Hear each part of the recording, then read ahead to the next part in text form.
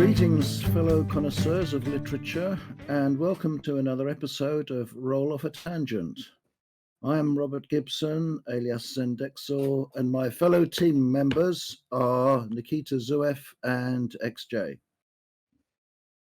This time we're discussing a 1932 tale by Clark Ashton Smith called The Door to Saturn.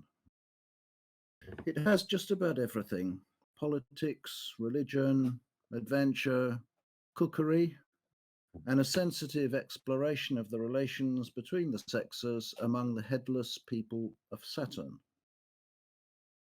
In Earth's distant past, the sorcerer Eibon, a devotee of the unpopular subterranean god Zhotthaquah, is warned by that entity that the authorities, headed by Inquisitor Morghi, are after him. His only chance of escape is a secret panel in his tower that offers a transdimensional doorway to the planet Saturn, from which Zhotthaquah had originally come to Earth. I'm giving you just the bare bones of the summary, as I hope you realise. Eibon perforce steps through this one-way door and onto Saturn. Here the reader is treated to a powerful sensory description of the Saturnian landscape, with its crumbly soils and metallic-looking streams. I'll quote the first paragraph. The slope beneath him was lined with rows of peculiar objects, and he could not make up his mind whether they were trees, mineral forms, or animal organisms, since they appeared to combine certain characteristics of all these. This preternatural landscape was appallingly distinct in every detail, under a greenish-black sky that was overarched from end to end with a triple cyclopean ring of dazzling luminosity. The air was cold, and Eibon did not care for its sulphurescent odour or the odd puckery sensation it left in his nostrils and lungs. And when he took a few steps on the unattractive-looking soil, he found that it had the disconcerting friability of ashes that have dried once more after being wetted with rain. Now, presently, there appears a bizarre Saturnian relative of Zhotthaquah, by name Hziumquoigmnzhah, who points into the distance, says, Idki Odklonk, and then departs. The next arrival on the scene is none other than Morghi, the Inquisitor, who has rashly followed the sorcerer through the transdimensional door. Eibon breaks the news to this zealot that he's now on Saturn and there's no going back. Henceforth, the two old enemies gradually learn cooperation. Eibon claims to have been entrusted with a mission by the Saturnian god Hziumquoigmnzhah. And what is this mission of yours? That will be revealed in due time, answered Eibon with sententious dignity. I am not allowed to discuss it at present. I have a message from the god which I must deliver only to the proper persons. Morghi was unwillingly impressed. Well, I suppose you know what you are doing and where you are going. Can you give me any hint as to our destination? That, too, will be revealed in due time. Actually, there is no mission. Hziumquoigmnzhah's words, Idkli Dlosh Odklonk, eventually turn out simply to have meant be on your way. But Eibon never finds it hard to bluff Morghi. Further events cement the alliance of the two former antagonists after they have lived as guests for a while among the folk called the Blemfroims, who admire the Earthmen's possession of heads, a part of the body which the Blemfroims sadly lack. After a while, the Blemfroims inform Eibon and Morghi that they have been chosen to mate with the Hziumquoigmnzhah, the national mother, a monstrously enormous female, in the hope that the resulting next generation of Blemfroims will possess heads. The sorcerer temporized by making a few queries anent the legal and social status which would be enjoyed by Morghi and himself as the husbands of the Hziumquoigmnzhah. And the naive Blemfroims told him that this would be a matter of brief concern, that after completing their marital duties, the husbands were always served to the national mother in the form of ragots and other culinary preparations. Escape is easy, for, as the author says, apparently it never occurred to the simple and patriotic Blemfroims that the fathering of the next national litter was a privilege that anyone would dream of rejecting. Eibon and Morghi finally managed to settle down among a slightly more cephalically endowed people, the Idhemes, who possess rudimentary heads. To quote, there was no national mother among the Idhemes who propagated themselves in a far more general manner than the Blemfroims, so existence was quite safe and tranquil. Morghi, however, was not entirely happy. Though the Idhemes were religious, they did not carry their devotional fervour to the point of bigotry or intolerance, so it was quite impossible to start an inquisition among them. But still, there were compensations. The fungus wine of the Idhemes was potent, though evil tasting, and there were females of a sort if one were not too squeamish. To recap, I've stressed the farcical humour of this story, but will always remember that wonderful first impression of the landscape of Saturn, which is a planet that hasn't really been taken a lot of notice of in literature. Right. So now the question is, can I trust the fellow members of this team to give due attention to the profundities of this tale? Nikki, how about you? You're going to test my metal first, are you? Well, I will read to you my favorite part of the story, and then Excuse I'm me. gonna no problem at all. Uh, yes, I'm going to read to you my favorite part of the story, and then I'm going to describe my feelings about it, and then analyze them. There you go. That this is the direction we're going with, and then I'll pass my thoughts on to XJ, see what he's thinking. So, when Morghi, the high priest of the goddess of Yhoundeh, together with 12 of his most ferocious and efficient underlings, came at the morning twilight to seek the infamous heretic Eibon in his house of black nesses on a headland above the northern main, they were surprised as well as disappointed to find him absent. The surprise was due to the fact that they had every intention of taking him unawares, for all their plots against Eibon had been carried on with meticulous privacy in the underground vaults with soundproof bolted doors, and they themselves had made the long journey to his house in a single night, immediately following the hour of his condemnation. They were disappointed because the formidable writ of arrest, with symbolic flame-etched runes on a scroll of human skin, was now useless, and because there seemed to be no early prospect of trying out the ingenious agonies, the intricately harrowing ordeals which they had devised for Eibon with such care. So that is, for me, the best part of the story. Mm. You may wonder, if you have read the story, that's the beginning of the story. So that is a very interesting place to pick, maybe, for some people to be concerned with the tale proper.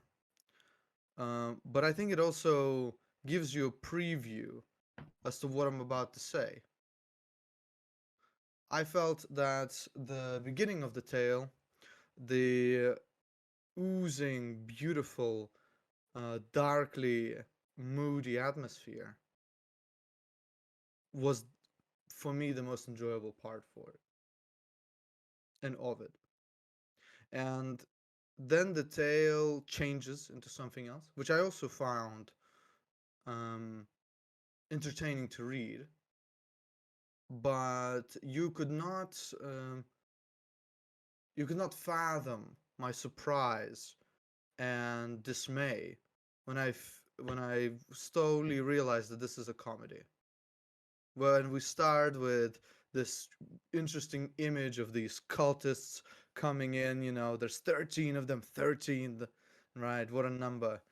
The high priest and his 12 underlings, and they're holding a scroll made out of human skin that has flaming rites upon it that they were about to, throw upon this heretic, as they call him. And then it slowly divulges into a trek of two reluctant buddies on a trip to Saturn. The juxtaposition I did not find welcoming. As for the writing of the tale, how it was written, I think it is, another Ashton Smith classic. The man was a walking dictionary, and I started to look into the publication history of this tale, and it was rejected 3 times before it settled in the magazine the Strange Tales.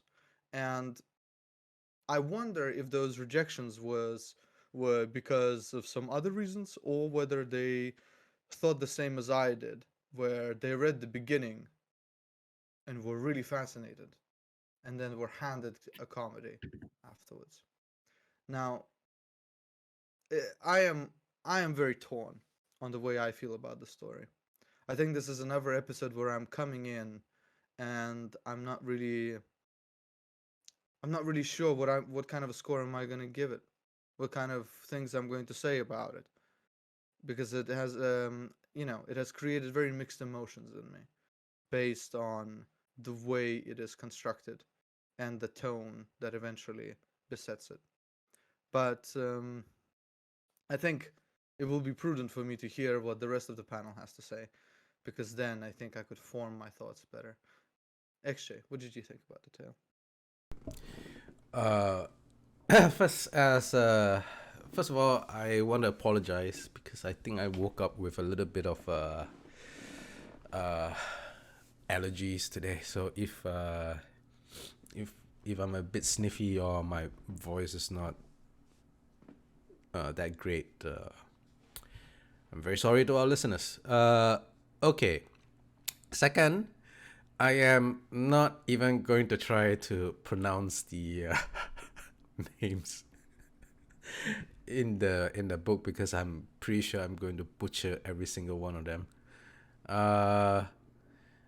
That's it. My initial feelings upon reading the story is that I started off actually being very turned off by the story. I didn't like the beginning at all. And it was only until they actually got to Saturn, it started picking up a little bit for me, because the scenery painted within the pages of The Door to Saturn were very vivid. And the greenish black sky with the ashen floors and the tall fungus just reminds me of the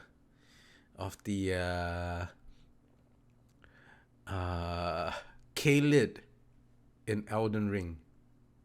And so I had this, I don't know if anyone else would feel that way, but I was quite charmed by the memories of Elden Ring that it evoked in me reading this story. And when I realized it was a comedy, I started to like it even more. So I guess I could say my reaction to the story is pretty much a complete opposite to Nikki, I guess. I didn't quite like the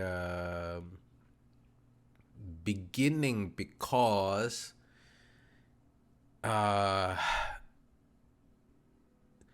there was something off-putting about it. And it started with the naming of the things within the story. There's just something really off and weird about this jumbled up montage, if you could say that, of syllabus together, with the very, very serious matter at hand, which was that Morghi was basically going to lead his was leading his bunch of priests to burn a heretic, more or less. And I found the names of the two principal gods on Earth to be very odd.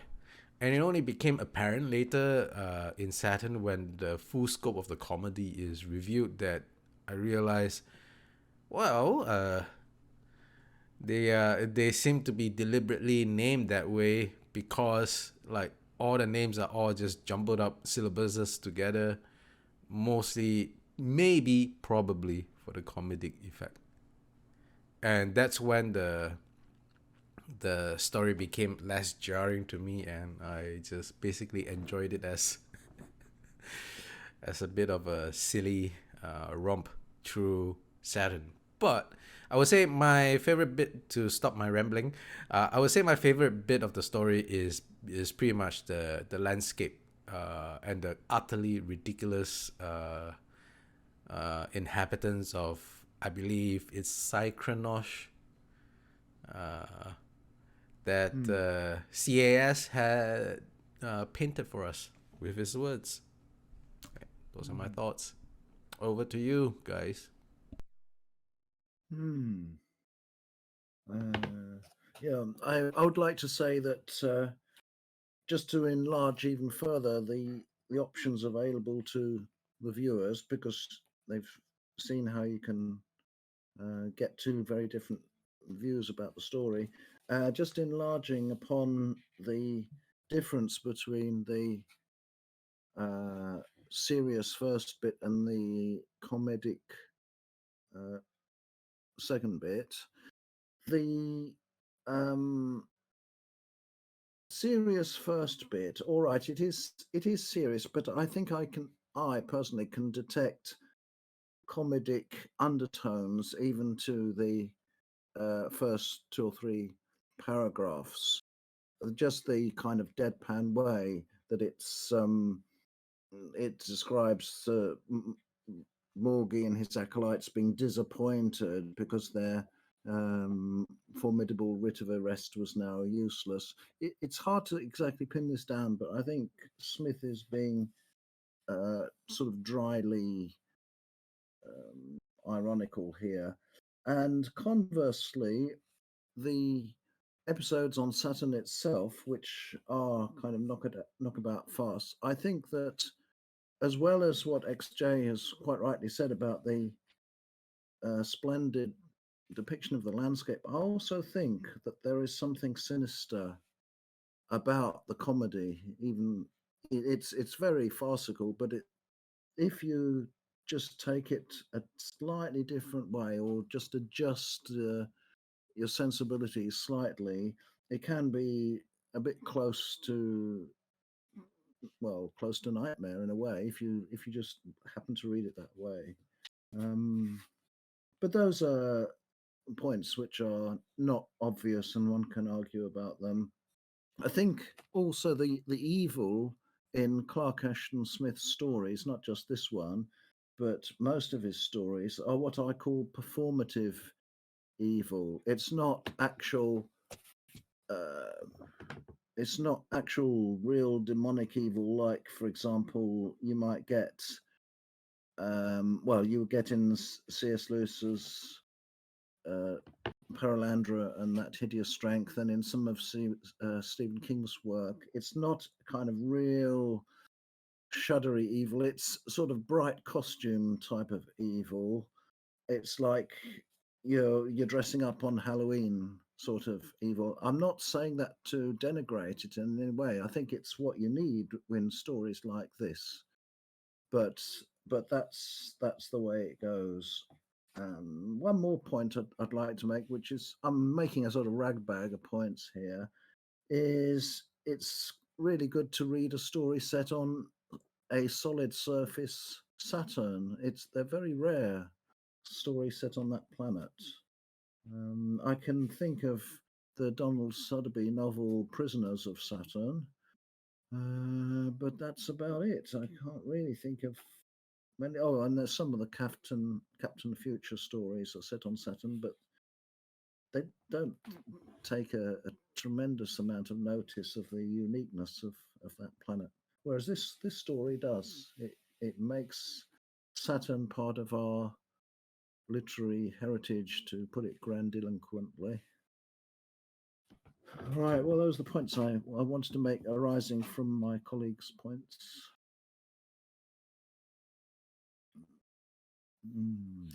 So, who's going to pick up the ball?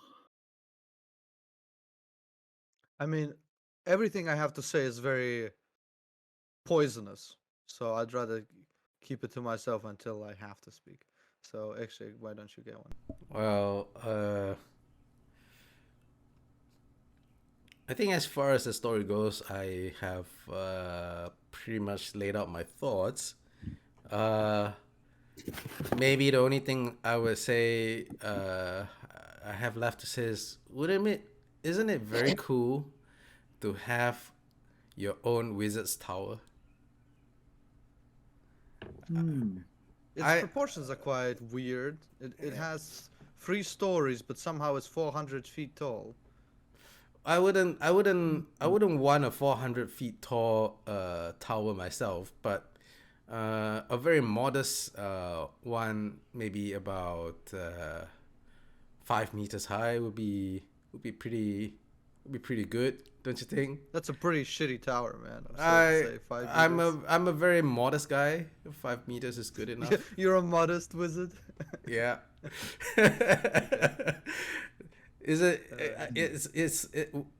Wouldn't it be nice to have a little piece of land of your own, and then you build a tower in the middle of that land, and then you could put on a light show as and when you like, and go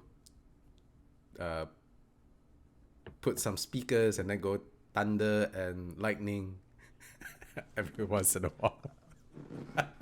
Well, after that very insightful comment regarding the story of the door to Saturn, let me continue. So, oh boy, all right. So I disagreed with you on a crucial story for the two of you called They. I remember this time, and it seems to me that you hold this story quite dearly, Robert. Yeah. I know that Clark Ashton Smith did. This is one of his favorite, if not the most favorite stories that he wrote, which baffles me to no end. But I mean, we'll get to that. I want to ask about something that isn't regarding the story, just for a moment, to delay the inevitable. So this comes from the cycle called the Hyperborean age. Yes. And the Conan world is called the Hyboria age.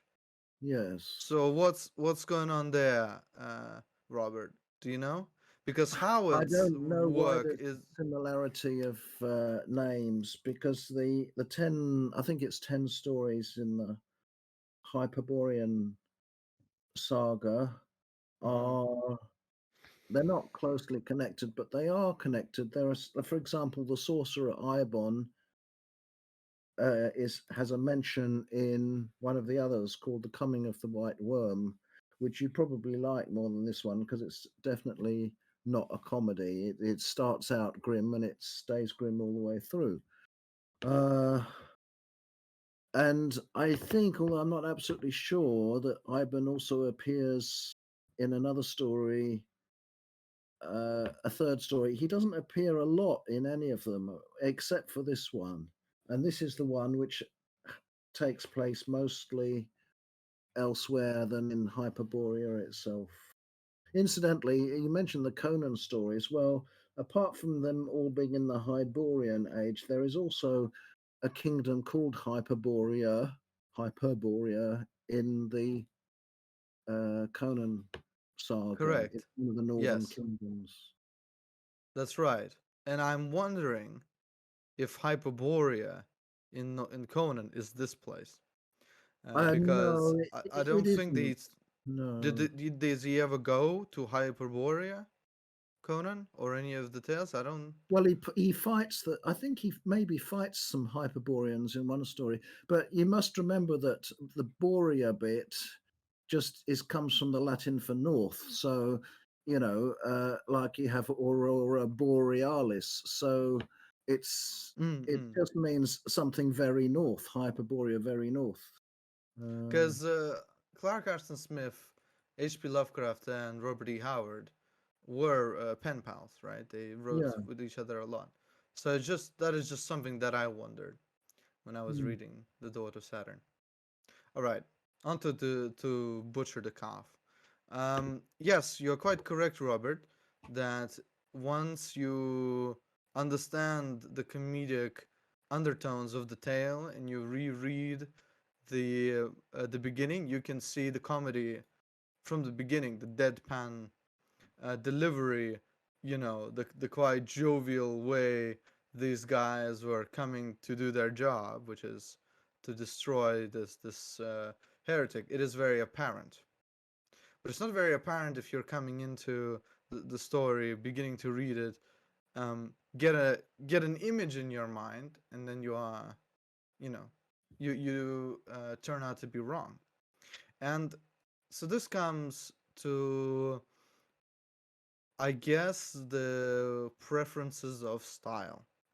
For me, if you want to do a comedy, right, uh, a comedic work has to have some sort of a end joke, like some sort of a meaning behind it, just like any story.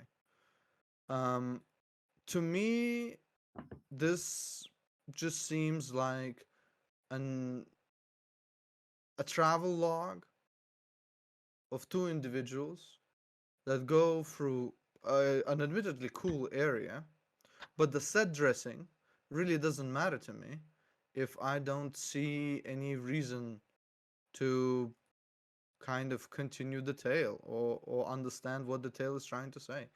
Unfortunately, in my opinion, it kind of feels like there isn't anything that the story is trying to portray.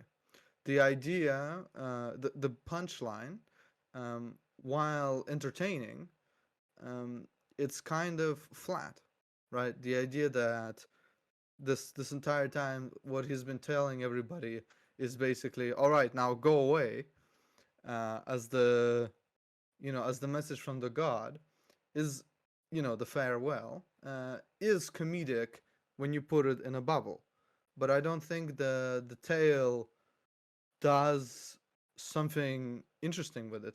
In fact, sometimes preposterous things happen that shouldn't happen when he tells people to go on their way, like with the headless people, where they just sort of like bow to him. That doesn't make any sense to me why they would do that in with the farewell. If you're gonna take the idea that he keeps telling everybody farewell, make them do ridiculous things because of it, right? Or try and create a mystery behind it so that it is even funnier when we finally realize and we put it all together.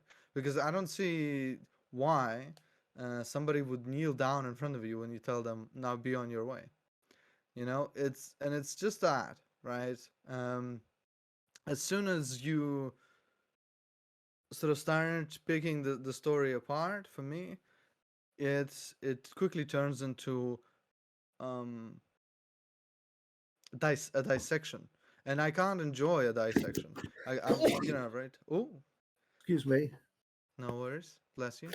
um yeah. Where was I? Your sneezing took me Mm, out of my element for a moment. yeah. In summary, I feel like the tale is ultimately just about nothing, and when it's Yeah. about nothing, Yeah, Well, it's about I having can't really enjoy it. it's the author having fun. I mean, that you're right that there are no actual jokes as such. It's I think belongs to a genre of absurdist literature, a bit like um, it reminds me of Kurt Vonnegut's satire, The Sirens of Titan. I call it a satire, but actually it has something similar to the go Ojli Blanc or whatever, go be on your way. Only in the Kurt Vonnegut book, it's somebody in the Galactic Center or whatever beams a greeting to somebody else, and it's just this one word greetings, and something happens to the message, and it arrives on Earth, and all sorts of things happen to it, and uh, it becomes the foundation of just about everything. And in the end, it's discovered that it just meant hi, nothing else. And I think that's the point of the book. Vonnegut's book is that the total meaninglessness and pointlessness of everything, and Smith is just indulging in the same sort of. It's just one flipping thing after another. This story, and So Of that to course. me is its charm, actually. so I think the reaction of the first set of natives to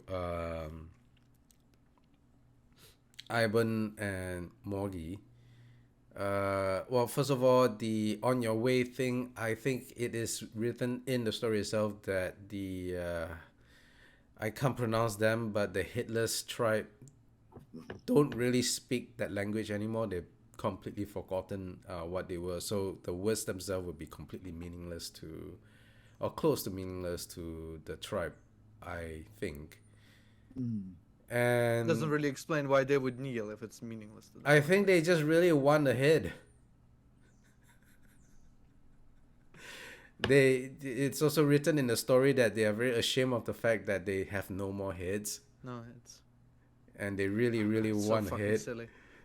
Yeah, so I think this is just my interpretation. It could be totally off, and it could just be something completely different. But I think that the first tribe just reveres the fact that Morghi and Eibon has heads. That's pretty much about it, I think. Yeah. Mm. No, right. Yeah.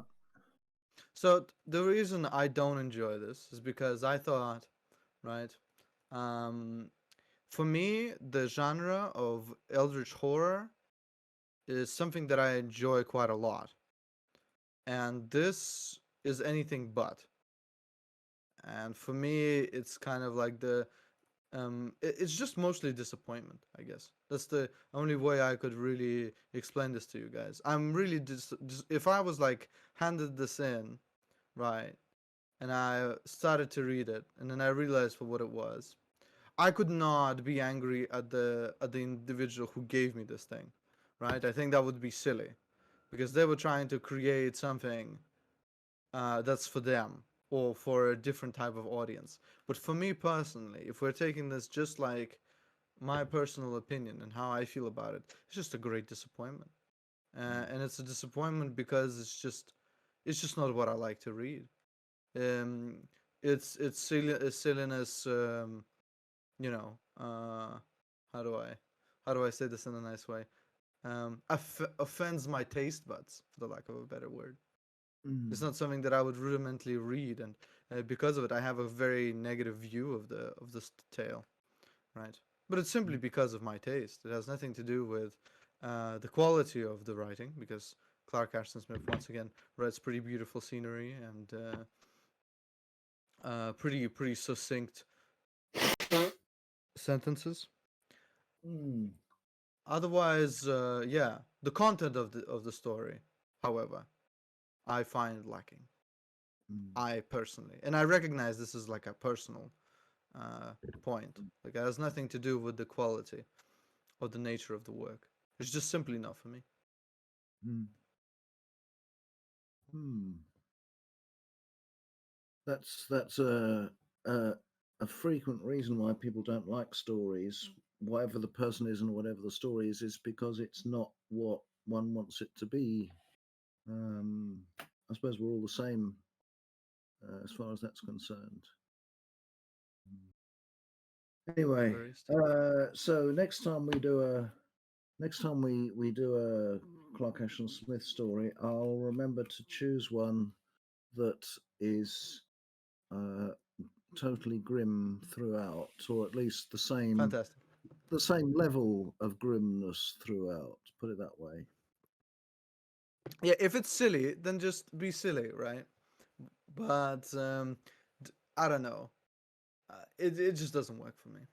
You know, I don't have my. This is the problem when you, like, I have no desire to go into details of the story because to me it's just like not interesting, and you know, actually doesn't seem to desire to do that because he has nothing to say about it. And Robert, you can't talk to yourself, so I think it's a very difficult situation here. Yeah. I mean, I've laid out all my thoughts. What else you want me to say? It's very, it was not an attack against you. I'm just saying we've. Just I really like the scenery. Yeah, reminds me of Kaled. I think you took my comment too personally. What I said was, let me rephrase myself, that I've got nothing to add, you've got nothing to add, and Robert can't talk about it on his own. Well, I've made all the points I think I want to make. Exactly. And while I can monologue with myself for 20 minutes, then it seems like we have came to the end of the podcast. All right. Well, if you've enjoyed the discussion and would like to hear more, please like and subscribe and tune in to our next episode. 3 out of 10. All right. Do you want to give a score, Robert, before we sign off? Oh, definitely 10 out of 10, I think, for this one. I'll give it no shadow of a doubt.